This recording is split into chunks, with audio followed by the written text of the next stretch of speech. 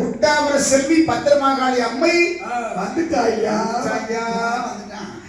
கரெக்டா வந்துட்டானே. சார்ஜ் நிக்குது ஐயா. ஆமா. அப்புறம் சீதாதேவி புலம்பும்போது யோசிக்கின்றார் மாகாளி அம்மை, நம்முடைய அன்னைக்கு நாம தான் பேர்காலம் பார்க்க போகணும். ஆமா ஆமா.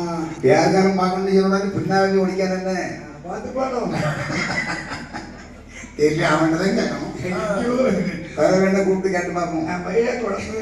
பாட்டு பேசிடுவோம்.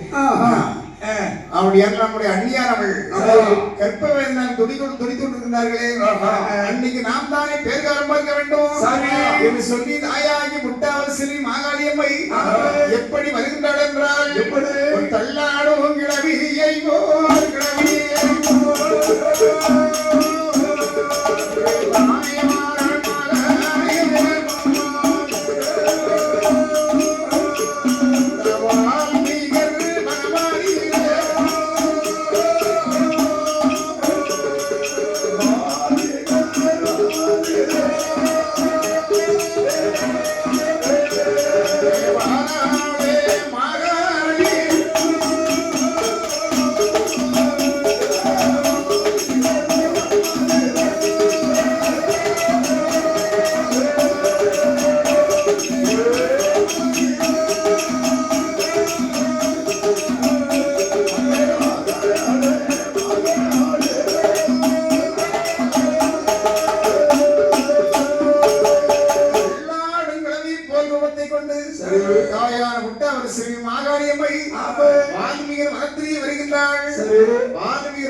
சீதாதேவியுடைய பக்கத்துல அப்படியே வர்றா.